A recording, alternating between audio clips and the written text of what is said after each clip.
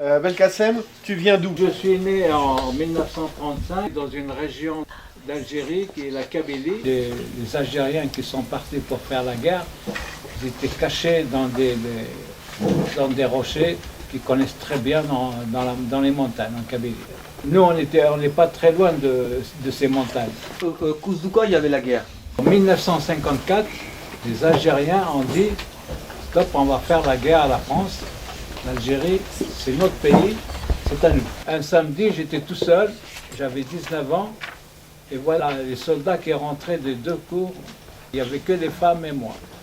Je suis intervenu, c'est ça que ça sert l'école française, je parlais français. Il y avait de la vaisselle et tout ça, ils donnaient des coups de pied. Et j'ai dit à un soldat, ne cassez pas la vaisselle. Voilà, mes parents l'ont payé. Est-ce qu'il y a des hommes ici? J'ai dit, c'est moi. Mon père, il n'est pas là aujourd'hui, mes deux cousins, ils sont en France. Y a-t-il des armes? Je dis, oui, mon père est chasseur. J'ai été lui chercher le fusil de chasse avec les cartouches. Il y a des papiers, j'ai été chercher le permis de chasse. Je dis, bon, on arrête de fouiller, ce jeune est en règle. Évidemment, la dernière question, il m'a dit, y a-t-il des fellagas qui viennent manger la nuit ici? J'ai dit, mais monsieur, c'est quoi fellaga? Il m'a dit, c'est des Algériens qui nous font la guerre, qui viennent manger ici. Ah, je dis, je ne sais pas.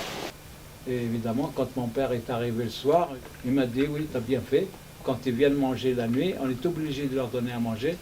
Ils mangent dans les caves, personne ne les voit. Je dis, mon fils, je te dis ça, mais ça reste là. C'est cause de la guerre que vous arrivez en France? Oui, pratiquement, je devais aller faire le service militaire parce que j'étais français.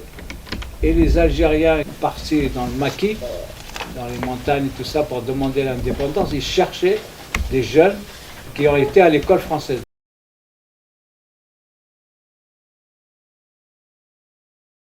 Je vais commencer par l'âge que vous avez et je vais arriver à 80 ans. Voilà Conakry. Je suis Peul. Après Conakry, c'est le Fouta, c'est la montagne. Moi, je suis originaire de cette région-là. Je suis d'une famille de polygames, c'est-à-dire mon père avait 3 femmes. Les enfants de mon père, des autres femmes, ce sont mes demi-frères. Mais je ne les appelle pas mes demi-frères, je considère que ce sont mes frères. Une première notion qui est importante, on ne peut pas la comprendre, on la vit. Frère et demi-frère, c'est pour le père. Maintenant, les enfants du frère de mon père, celui qui m'a mis à l'école, donc qui a le même grand-père que moi, c'est mon cousin dans la culture française. Mais chez les Peuls, je le considère comme mon demi-frère, comme mon frère de même mère. C'est-à-dire qu'il porte le même nom.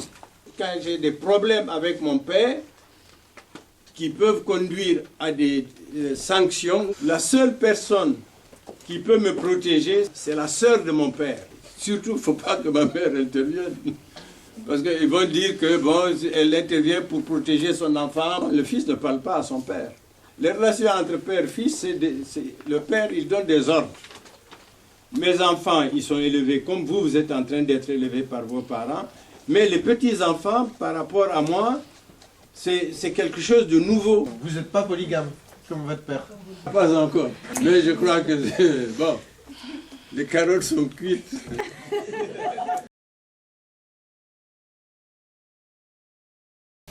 Mes amis, les gens qui me connaissent bien, m'appellent par mon prénom Duc, D-U-C.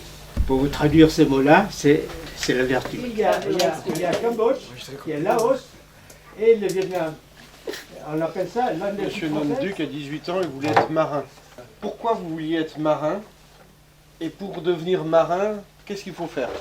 J'étais à l'époque dans un pays en guerre. Si je restais à terre, je risque d'être enrôlé dans l'armée. Ne pas vivre à terre, il faut choisir un métier sur l'eau. Bon, voilà, il faut aller en mer. Donc je suis venu comme ça que je suis engagé dans la marine marchande.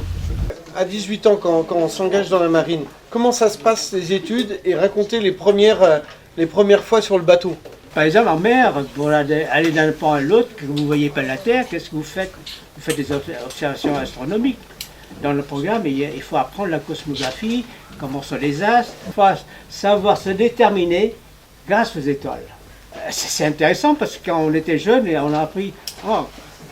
Au début, on ne pensait pas qu'avec les étoiles, on peut se situer sur la Terre. Grâce aux astronomes qui ont inventé ça, qui ont développé ça plutôt, et on arrive en observant les étoiles de se situer exactement où on se trouve sur la Terre, sur le globe terrestre. Vous avez un outil. Ah oui, comme le sextant, il faut prendre l'heure, il faut avoir un chrono. Mais vous avez eu le mal de mer la première fois? On n'a pas le mal de mer pendant toute la vie. Un marin, au début, oui, mais après, il s'habitue à ces moments-là et il vit, normalement.